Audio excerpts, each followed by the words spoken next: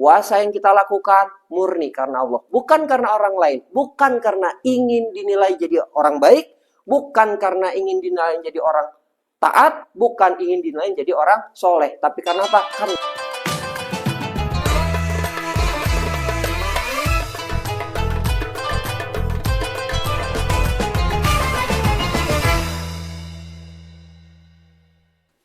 Assalamualaikum warahmatullahi wabarakatuh. Accepted action. Nah, baik, sebelum kita mulai, saya mau tanya, apa bedanya antara amal taat sama amal maksiat?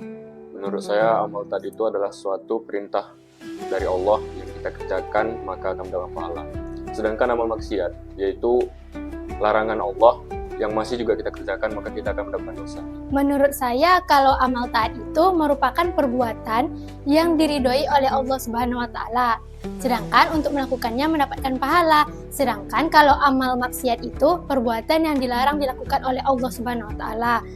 Jika dilakukan maka mendapatkan dosa. Nah, saya punya versi khusus. Apa bedanya amal taat sama amal maksiat? Kalau amal maksiat itu sudah pasti kita dapat dosa. Tapi kalau amal taat belum tentu dapat pahala. Lah, kok bisa? Oke, kita lihat ayat berikut ini.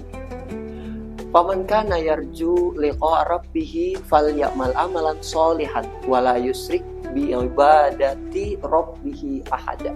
Nah, artinya apa? Siapa saja yang mengharapkan pertemuan dengan Tuhannya, hendaklah melakukan amal soleh dan janganlah ia mempersekutukan seseorang pun dalam beribadah kepada Tuhannya. Artinya apa? Artinya ternyata syarat agar amal kita bisa diterima oleh Allah Subhanahu wa Ta'ala, yang pertama adalah apa?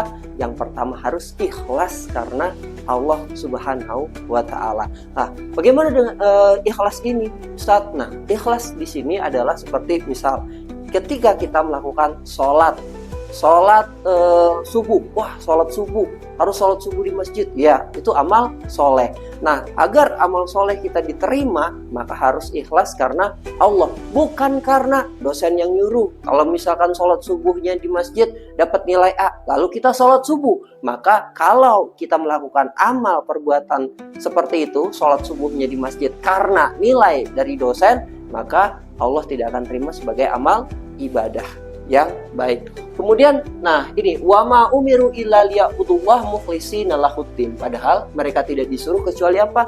Kecuali menyembah Allah dengan memurnikan ketaatan kepadanya dalam menjalankan agama. Artinya apa? Artinya kita hanya semata-mata melaksanakan ibadah lillah karena Allah Subhanahu wa Ta'ala. Puasa yang kita lakukan murni karena Allah, bukan karena orang lain, bukan karena ingin dinilai jadi orang baik, bukan karena ingin dinilai jadi orang taat, bukan ingin dinilai jadi orang soleh, tapi karena apa? Karena Allah yang suruh kita melakukan ibadah. Begitu juga ketika kita buat jujur. Ketika kita buat jujur, bukan karena kita ingin mendapatkan nilai dari kejujuran tersebut, tetapi karena Allah suruh kita untuk jujur. Tapi kalau kita melakukan perbuatan jujur karena mendapatkan nilai dari kebaikan jujur itu, maka insya Allah kita tidak akan konsisten, kita tidak akan istiqomah melakukan perbuatan jujur. Kenapa? Karena tidak semua orang jujur itu disukai oleh orang. Betul apa betul?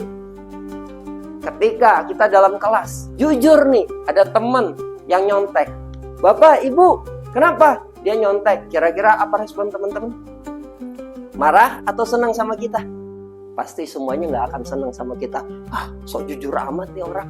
Iya, baru aja dengar ikut kajian Ramadan 1 kali, udah sok jujur. Nah, kita selalu tidak disenangi. Tapi kalau kita melakukannya karena Allah, insya Allah apapun yang kita alami dengan melakukan kebaikan karena Allah, kita nggak peduli apa pandangan manusia terhadap kita.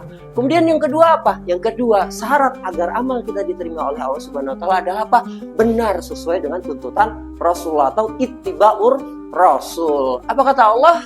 Qul in kuntum tuhibbunallah fattabi'uni yuhibbukumullah wa yaghfir lakum dzunubakum wallahu ghafurur rahim. Katakanlah wahai Muhammad, jika kalian benar-benar mencintai Allah, ikutilah aku. Artinya apa? Ikuti Rasul, ittiba'ur Rasul. Seperti contoh, ketika kita menolong teman, perbuatan menolong teman baik atau buruk? Tentu perbuatan baik, tapi belum tentu itu dinilai menjadi amal soleh. Ketika saat ujian, teman sedang kesulitan untuk menyelesaikan satu soal jawaban dari dosen tersebut, lalu kita bantu temannya memberikan jawaban, sementara saat ujian kita dilarang untuk memberikan jawaban kepada teman. Kira-kira perbuatan baik kita itu dinilai ibadah amal soleh oleh Allah Subhanahu wa Ta'ala atau dinilai dengan amal buruk?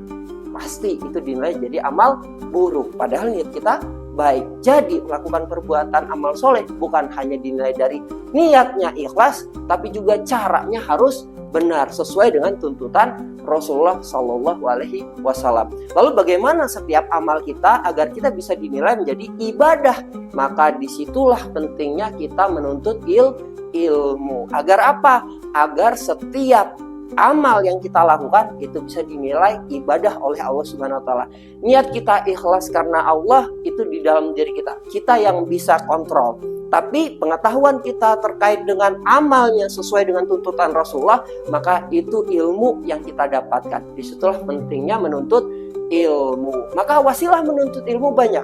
Bisa belajar sama ustadz, bisa dari pendidikan formal, informal, bahkan lewat media sosial sekalipun. Maka ikuti terus channel ini, itu bagian dari wasilah kita dalam menuntut ilmu. Wassalamualaikum warahmatullahi wabarakatuh.